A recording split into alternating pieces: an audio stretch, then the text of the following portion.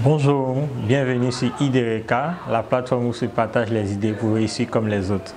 Je suis Vogel Deza, je suis un jeune Ivoirien, ingénieur statisticien économiste de formation, actuellement en fonction au département marketing chez Unilever Côte d'Ivoire. En dehors du travail, je suis passionné de sport et également de lecture. Merci à IDERECA de me permettre de revenir sur cet épisode véritablement intéressant, cette belle expérience du Global Management Challenge que j'ai vécu en 2014. Il faut dire que participer à ce tournoi de stratégie et de gestion d'entreprise a eu un impact significatif sur ma vie professionnelle comme sociale.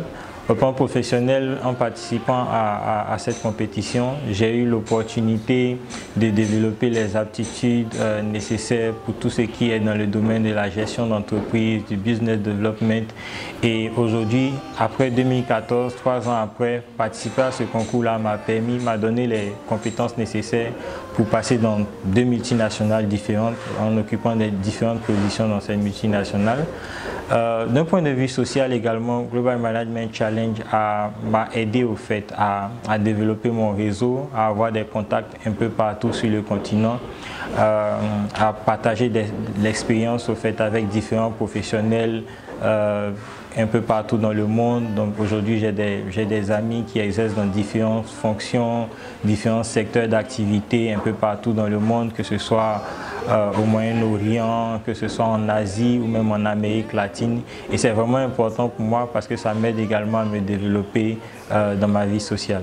J'encouragerais toute personne qui est intéressée à participer au Global Management Challenge à le faire, tout simplement parce qu'au-delà du concours, au-delà de la compétition, c'est une véritable formation. D'abord, il faut préciser que l'objectif du Global Management Challenge, c'est de vous donner la gestion au fait d'une entreprise virtuelle et de l'amener au maximum de sa performance en prenant des décisions de gestion dans tous les niveaux de l'entreprise. Donc, que ce soit au niveau de la production, que ce soit au niveau des investissements marketing, que ce soit au niveau des ressources humaines, de pouvoir prendre des décisions idoines à chaque moment de la vie de l'entreprise pour l'amener au maximum de sa perfection. Alors, ce qui a fait la force de Famien lorsque nous avons participé en 2014 à ce concours et qui nous a permis de pouvoir être premier au plan national et ensuite d'avoir un brillant parcours à l'international en terminant 5e, c'est qu'on avait cette force-là de pouvoir travailler en équipe et d'être véritablement soudés. Donc chacun de nous avait la responsabilité de gérer différents départements de l'entreprise. Pour ma part, j'avais à charge le volet marketing et commercial.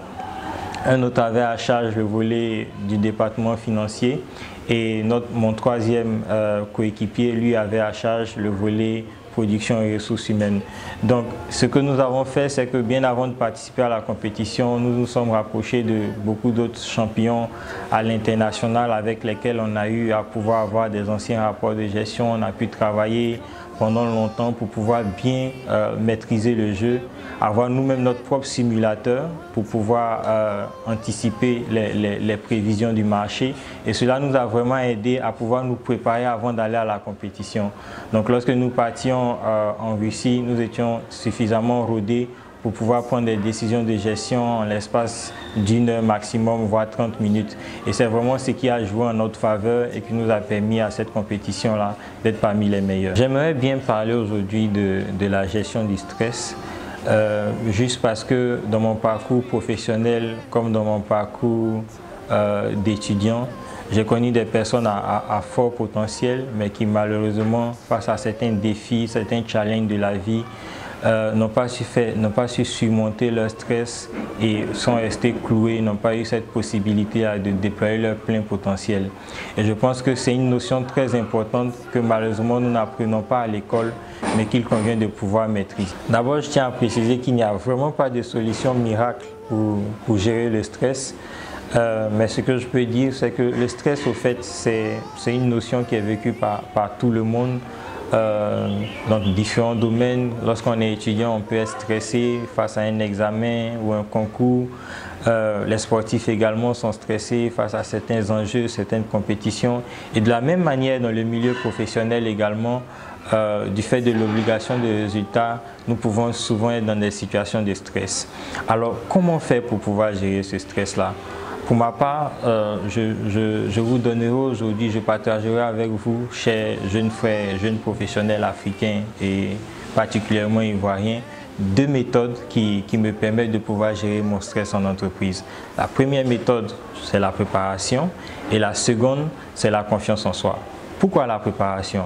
La préparation, tout simplement parce que lorsque nous ne sommes pas suffisamment prêts face à certaines situations, à certains défis, à certains challenges qu'on a, il se trouve que nous avons un sentiment de peur qui naît en nous. Et c'est cette peur-là qui fait monter le stress en nous et qui nous empêche de pouvoir véritablement déployer notre plein potentiel. Alors être suffisamment prêt vous aide à pouvoir annihiler toute forme de stress à votre niveau. Alors la préparation, c'est un point très important dans le monde professionnel pour faire face au stress. Deuxième point, c'est la confiance en soi. Alors pourquoi la confiance en soi? Tout simplement parce que dans le monde professionnel, ce que vous dégagez au fait comme image, les anglophones parlant de body language, traduit une certaine image de vous dans votre environnement de travail par rapport à vos collègues et tout. Et la sérénité que vous avez face à certaines situations de stress vous permet de pouvoir vous-même augmenter votre estime personnelle et de pouvoir vaincre le stress, de pouvoir dominer, voire canaliser votre stress en entreprise. Alors, je vous invite vivement à pouvoir essayer de pratiquer ces deux méthodes qui vous aideront, je le pense, à pouvoir canaliser votre stress en entreprise et à pouvoir surtout déployer votre plein potentiel parce que lorsque vous êtes stressé, vous êtes comme enchaîné et vous n'avez pas cette opportunité-là, voire cette latitude de pouvoir exprimer tout le talent qui est en vous en entreprise. Comme je le disais au début de mes propos, je suis un véritable passionné de lecture et mes principaux facteurs de motivation résident dans les success stories que j'ai pu lire dans mes différentes lectures. Des personnes qui véritablement ont pu changer le monde, ont pu bouleverser le monde de par leur action, de par leur histoire.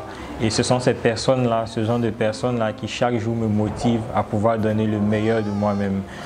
Je pourrais citer au passage des personnes comme Tidjane Thiam, des personnes comme le Nigérian Tony Elumelu et bien d'autres leaders africains qui véritablement ont pu apporter un impact significatif sur ce continent-là de par leur action. En plus de ces success stories, un autre véritable facteur de motivation pour moi, c'est véritablement ma foi, ma religion, qui m'aide également à pouvoir chaque jour chercher à donner le meilleur de moi-même. Pour moi, la réussite, c'est la capacité de pouvoir avoir un impact significatif sur sa communauté. Je dirais que c'est l'aptitude au fait de pouvoir laisser un héritage aux enfants de ses enfants, autrement dit aux générations futures. Et au thème de cette interview, je vous invite à partager, si vous avez aimé, chers internautes, cette interview à vos amis, à vos connaissances. Ne dit-on pas qu'aujourd'hui l'Afrique a besoin de véritables modèles, a besoin de véritables leaders et c'est notre jeunesse africaine qui fera le développement de demain. Et nous vous invitons véritablement à pouvoir vous joindre à l'équipe d'IDERECA pour venir partager vos idées, pour venir partager vos sources de motivation pour aider la jeunesse africaine à pouvoir prendre cet élan-là vers le développement. Alors n'hésitez pas à liker la page de IDERECA.